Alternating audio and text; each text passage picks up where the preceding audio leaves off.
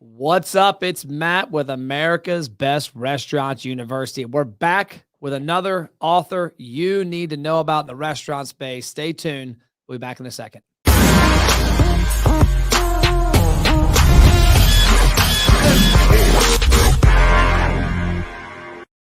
Justin, my man, tell us who you are, where you're from, what you do, and then we're going to dig into your book, a great read, The Six-Figure Server.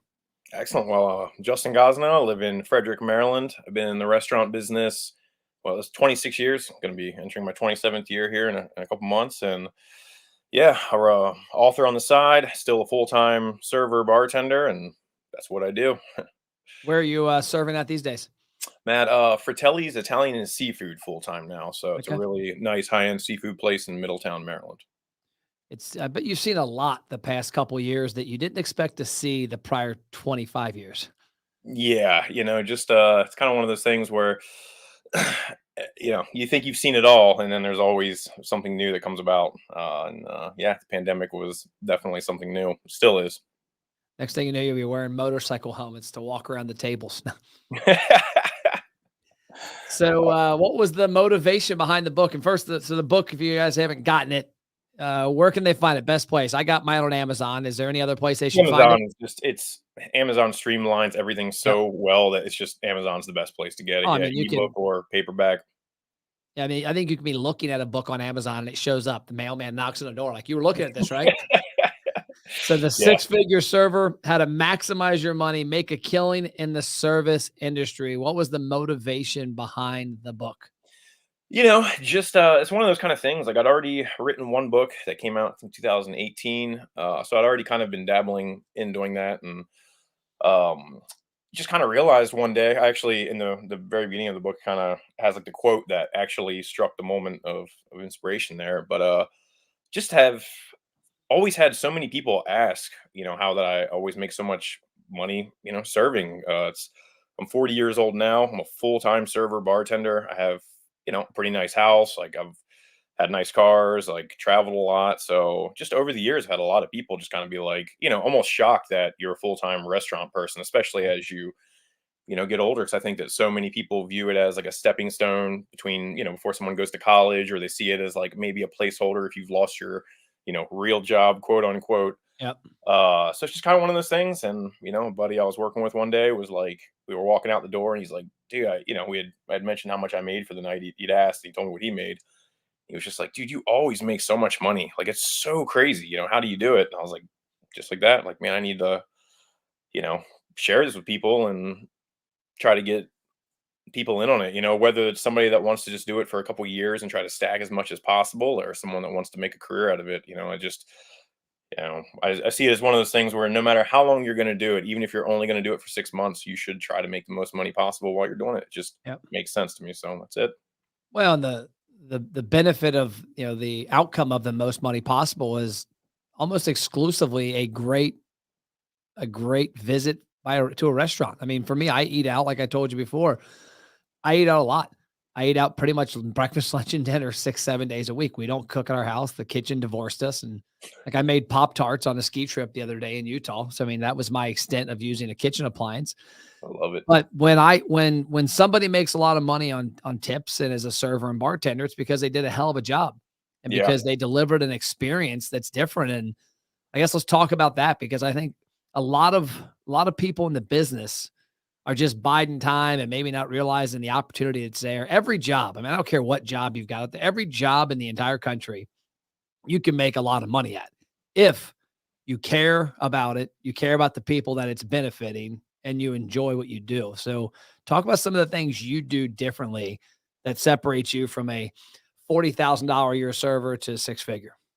Well, I mean, you mentioned a couple things there that are really, that's great points. That I'll be honest, I wasn't always like in that mindset, and I do talk about that kind of in the beginning of the book. I spent a solid portion of my serving life when I was younger. Just kind of, I would honestly say what I did was mediocre. I provided like baseline stuff. I'd get Yep. people their drinks, to do stuff, and here you go. Hi, what can I get for you to, to eat, and here's your check. And I didn't really put a lot into it. I would want to be cut, or want to not take tables. So I'd hung out for a little bit and then take a little lunch break. And it wasn't until probably when I entered my 30s, ran that transition to 20 to 30 where I really started kind of messing with things and really just seeing like if I really went above and beyond and did extra stuff for my tables and picked up carry out orders or answer, if the phone rings, grab the phone. The one place I was working at the time, carry out was kind of done by whoever answered the phone, and that was kind of seen as something that like everybody would scatter like roaches when the phone would ring. Nobody ever wanted to grab it.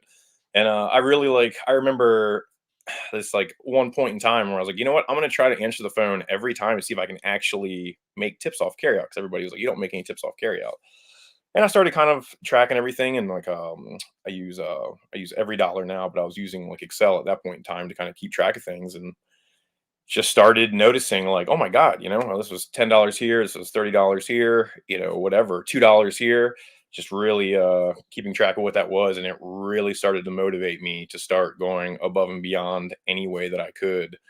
And that's why Fratelli's is a really good fit right now. We have, the steps of service are many. They're very in depth. It's a lot of upselling, a lot of it's borderline on fine dining. Okay. So I'm just trying to continue to keep getting better and perfect it. And that's it.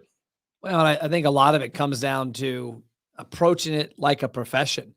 That I think the restaurant business isn't unique in that a lot of companies have, a lot of industries have a segment of the employees that are kind of transitional, like you said, Yeah. college kids, high school kids, and then some of them don't take it completely serious. I walked into a restaurant this morning I had breakfast at, and the server walked up, and I go to this place about every week typically, and I get almost identical thing every time. But I always get different servers because they just it depends who's working. The guy walks up and says, "Hey, how you doing? You want an orange juice in your coffee like normal?" And that to me, that was the extra step. He could have just walked up and, hey, that's a guy that comes in and always wears a dumbass orange shirt and always does this, that, or the other. But no, he remembered what I had and he walked up and said, "I'm guessing you want the orange juice and coffee like normal, right?" And he's only waited on me probably, I bet 2 times in the past year, but I see him there all the time. And to me, it stood out. That's why he got a $20 tip on a $20 bill. Yeah. And that's sometimes it's just things that are that small. And the what that you'd mentioned there about a lot of people transitioning, that also was me for a long period of time. I did the restaurant gig. I've done it my whole life since I started working. But I also was really trying to do music full time. And I was like touring a lot, traveling.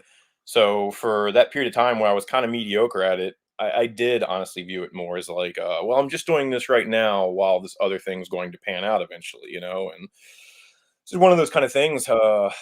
Nothing really ever happened with music where I could make a living off of it. And then around that point I was talking about, around like 20 into late 20s into my 30s, was like, you know what? I can really like I need to stop kind of putting this as a back burner thing and really see if I can actually crush this and what I could do because you know it's uh it's tough. And I think that a lot of times in the restaurant business, when you've been in it a long time, especially as servers, bartenders, you kind of can paint yourself into a corner where I've looked at kind of doing other things, but once you start leveling up and making a certain amount, it's really hard to transition, even making a lateral move without a lot of schooling into a job that can pay the same. So it's kind of one of those things like, look, if I'm going to keep doing this, I want to maximize it and try to break through whatever barrier I possibly can.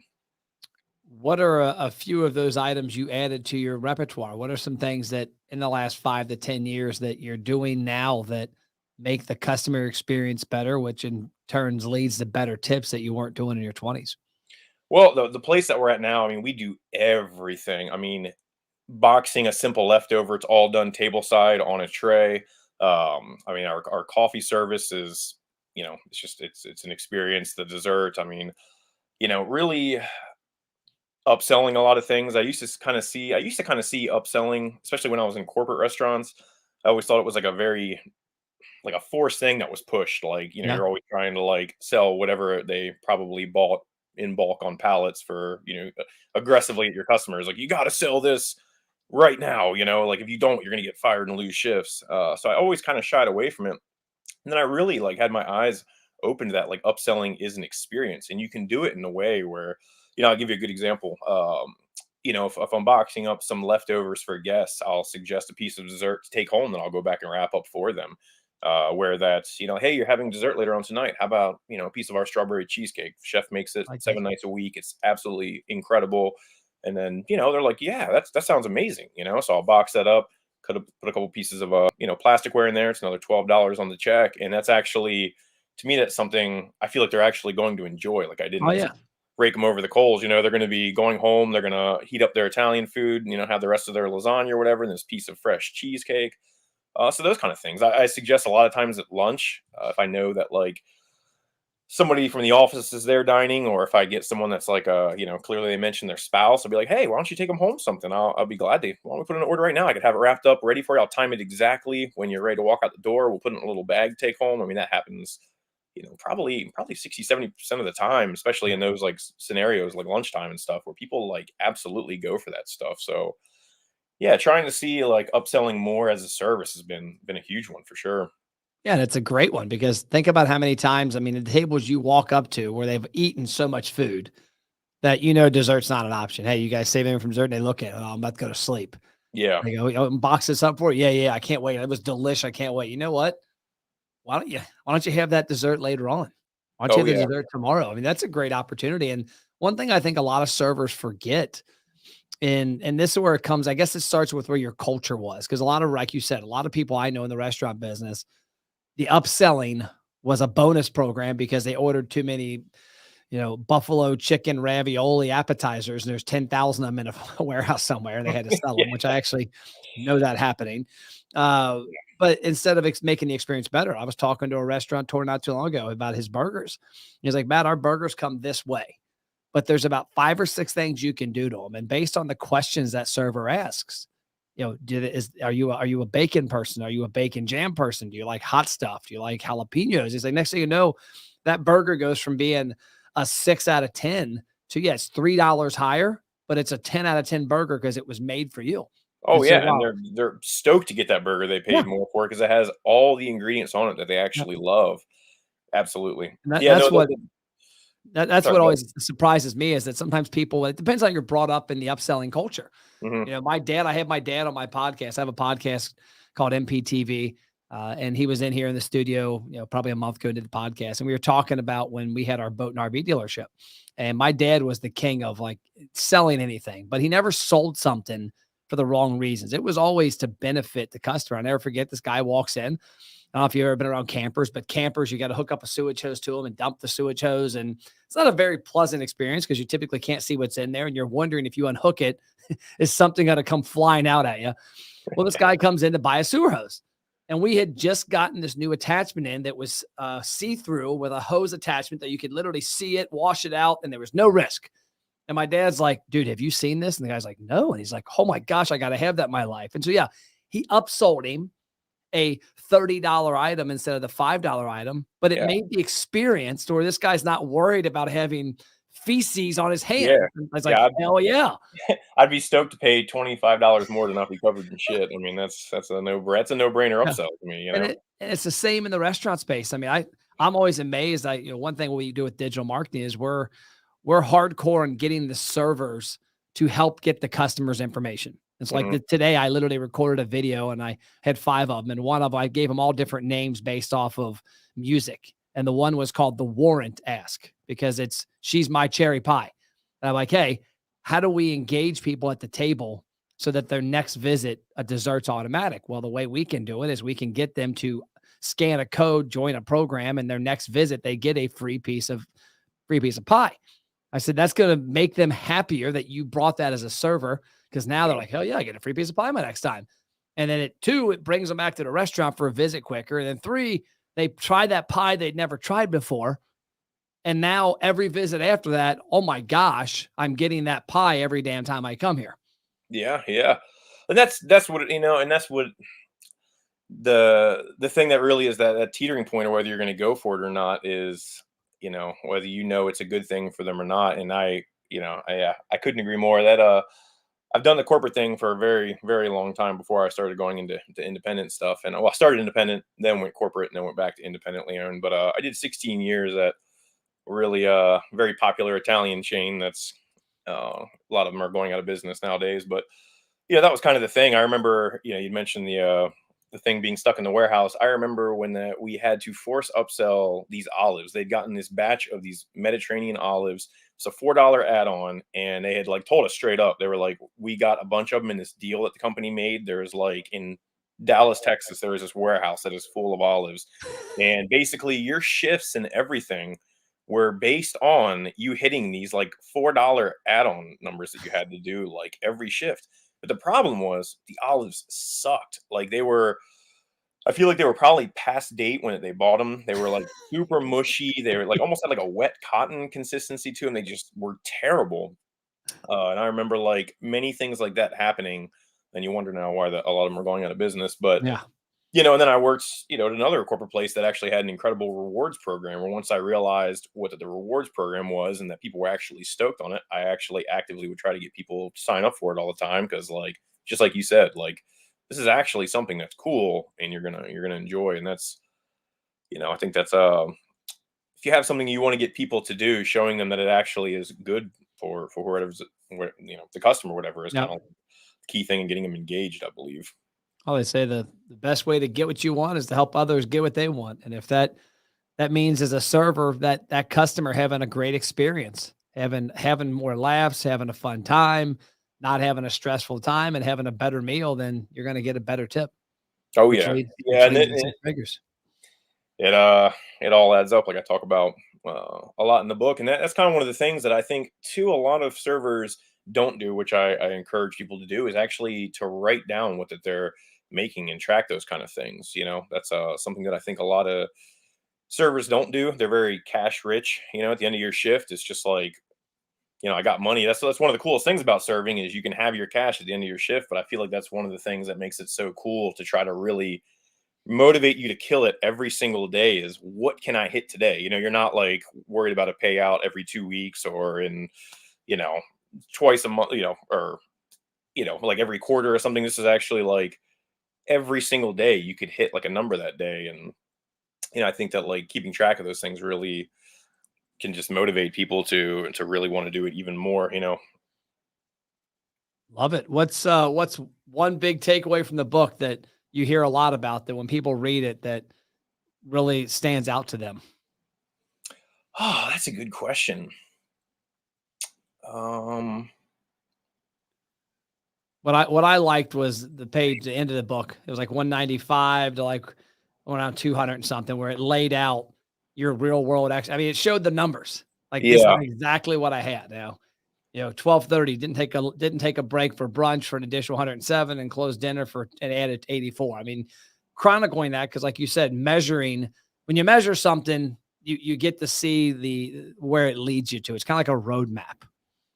definitely, definitely. And I wanted to be as transparent as possible and really kind of lay those things out. And like there was a couple of them in there where I didn't really make much, so it's not always, it's one of those things where I don't want to paint it in an unrealistic light for people and be like, every single day is a $500 day if you could Yeah. do this. It's like it's not about that. It's about this day getting 14 more dollars than you would have normally, and maybe tomorrow getting 40 more. And to answer your question, I feel like the one thing that people have probably brought up the most that are surprised, because I think a lot of younger people have approached me about it that have read it, is um, the aspect of the impact on your physical body doing it for a very long period of time. Okay. I feel like a lot of people have, if there's anything people are surprised by, it's that where I mentioned in there getting earplugs if you're around, especially like a lot of dishes clanking or in the dish pit or in a very loud restaurant, like a restaurant bar that has live music, any of those kind of things.